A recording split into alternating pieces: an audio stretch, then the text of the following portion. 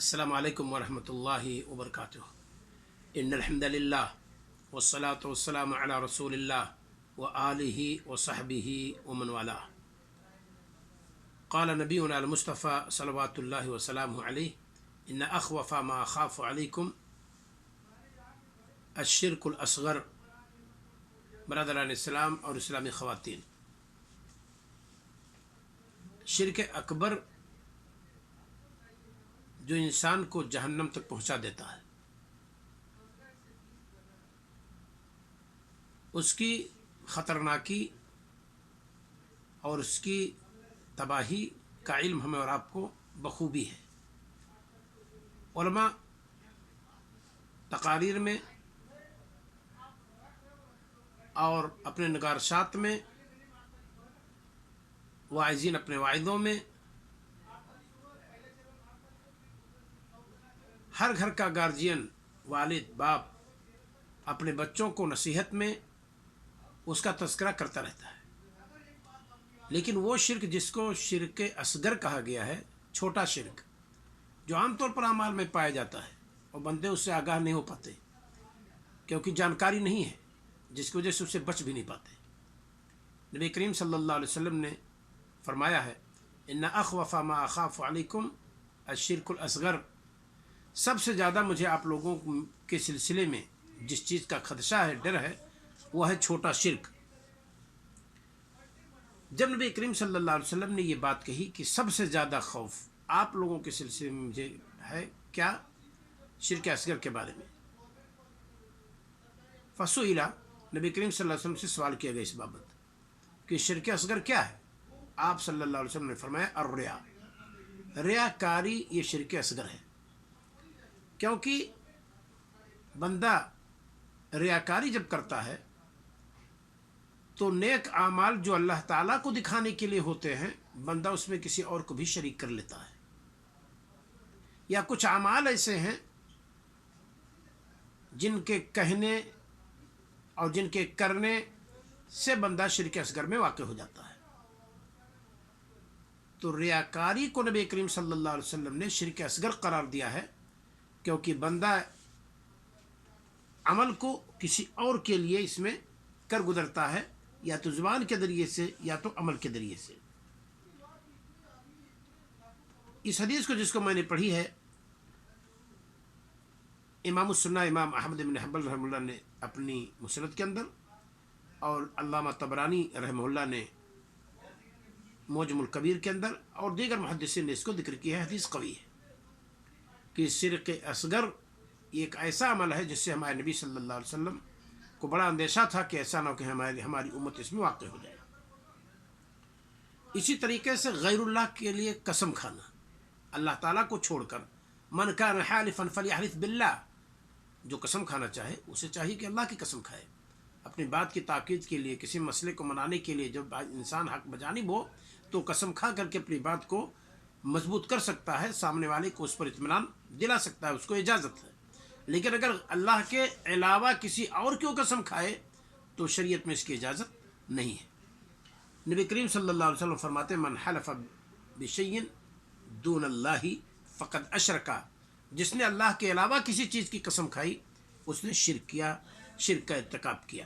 کیونکہ بڑی ذات کی قسم کھائی جاتی ہے، اللہ تعالیٰ کی ذات سب سے بڑی ذات ہے۔ کسی غیر کی قسم کھانے کا مطلب یہ ہے کہ آپ نے اللہ تعالیٰ کے برابر اس کو سمجھ لیا ہے۔ اس حدیث کو امام ابو داؤد رحمہ اللہ نے اپنی سنن کے اندر ذکر کی ہے، اور سند اس کی صحیح ہے، حدیث قوی ہے۔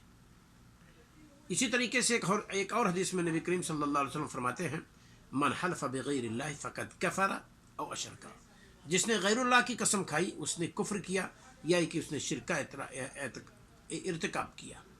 راوی کو شک ہے کہ آپ صلی اللہ علیہ وسلم نے فقط کفرہ کہا یا کہ فقط اشرکہ کہا۔ یہ بھی سنن ابی داؤد کی روایت ہے، حذیفہ بن یمان رضی اللہ تعالی عنہ سے صحیح سند کے ساتھ یہ ثابت ہے۔ اور ابو داؤد کی ایک حدیث اور ہے، وہ کیا ہے؟ لا تقولوا ما شاء اللہ وما شاء فلاں، ایسا کبھی کہنے کی ضرورت پڑ جائے تو یہ نہ کہو کہ جو اللہ چاہے جو فلاں چاہے، ولکن قولوا ما شاء اللہ ثم شاء فلاں، واو عاطفہ کے ذریعے سے عطف مت کرو، کیونکہ یہ مشارکت کو چاہتا ہے۔ یعنی گویا کہ اللہ اور فلاں کی مشیت، ما شاء اللہ وما شاء فلاں، جو اللہ چاہے اور فلاں چاہے. تو گویا کہ آپ نے شریک کر لیا اللہ تعالیٰ کی مشیت میں دوسرے کی مشیت کو. وہاں مطلق جمع کے لیے آتا ہے. اکلت السمکہ اکلت الرز والخبز، میں نے روٹی کھائی اور چاول. تو اس کا مطلب یہ نہیں ہے کہ کسی دن روٹی کسی دن چاول، یعنی ایک ہی بیٹھک میں انسان نے پہلے روٹی تناول کیا پھر چاول کھایا. تو یہاں مطلق جمع کے لیے آتا ہے. تو اسی طریقے سے ہمیں اور آپ کو یہ سمجھنا چاہیے کہ اگر ہم نے واو عاطفہ کے ساتھ عطف کیا ہے اور کہا ما شاء اللہ و شاء فلاں، جو اللہ چاہے اور فلاں چاہے، تو گویا کہ اللہ کی مشیت میں ہم نے دوسرے کی مشیت کو دخل اندازی کرنے والا تصور کر لیا اور دخل اندازی دینے والا اسے سمجھ لیا. بلکہ انسان کو کہنا چاہیے ولیکن قولوا ما شاء اللہ ثم شاء فلاں، جو اللہ چاہے پھر جو چاہے. ثم کے ذریعے سے، ثم یہ تراخی کے لیے آتا ہے، ترتیب کے لیے آتا ہے، یہ جمع کے لیے نہیں آتا ہے. اس وجہ سے ثم کا لفظ استعمال کرے انسان اور وہاں یہ نہ کہے کہ ما شاء اللہ و شاء فلاں. ہمارے نبی صلی اللہ علیہ وسلم شرک خفی سے اور اس شرک اصغر سے ہمیشہ ڈرایا کرتے تھے. الا اخبرکم بما هو اخوف علیکم عندی، کیا تمہیں اسی چیز کی خبر نہ دوں جو میرے نزدیک تمہارے سلسلے میں سب سے زیادہ خطرناک ہے. من المسیح الدجال، مسیح دجال کے فتنے سے بھی زیادہ. قالوا بلا یا رسول اللہ، جب ایسی بات تھی تو رسول صحابہ کیوں نہیں کہتے کہ ہاں اللہ کے رسول، کیوں نہیں، بالکل بتائیے. قال الشرک الخفی، کہا کہ مخفی شرک، خفیہ شرک کہ ہم اور آپ جان نہ سکیں ہمارے عمل میں کیسے واقع ہو گیا اور ہمارے قول میں کیسے آ گیا. یقوم الرجل فیصلی فیزین، تو میں سے ایک شخص کھڑا ہوتا ہے صلاۃ ادا کرتا ہے تو وہ صلاۃ کو مزین کرتا ہے، بہتر کر کے پیش کرتا ہے. صلاتہ لما یرا من نظر الرجل الیہ، وہ جو دیکھتا ہے کہ فلاں صاحب میری طرف دیکھ رہے ہیں اس وجہ سے صلاۃ کو بہتر کرتا ہے. تو اسی کو کہا گیا ہے شرک خفی، کہ انسان کے عمل میں داخل ہوا کدبی من نمل، چوٹی کے چلنے کی طرح سے. بدن پر ریگ جائے چوٹی تو پتہ نہیں چلتا ہے، ایسے شرک خفی، شرک اصغر ہمارے اور آپ کے عمل میں داخل ہو جاتا ہے. ہم اور آپ اس کے تعلق سے نہیں سمجھ پاتے ہیں.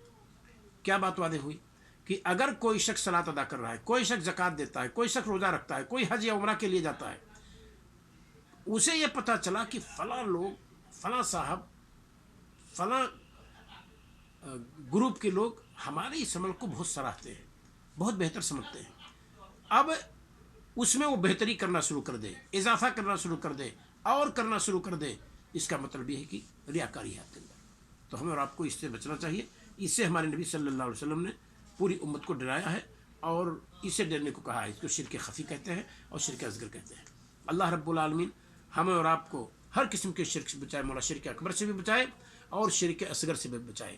ہمیں بچائے، ہماری اولاد کو بچائے اور پوری امت مسلمہ کو بچائے اور سارے لوگوں کو اللہ رب العالمین اس حقیقت کو سمجھنے کی توفیق عطا فرمائے.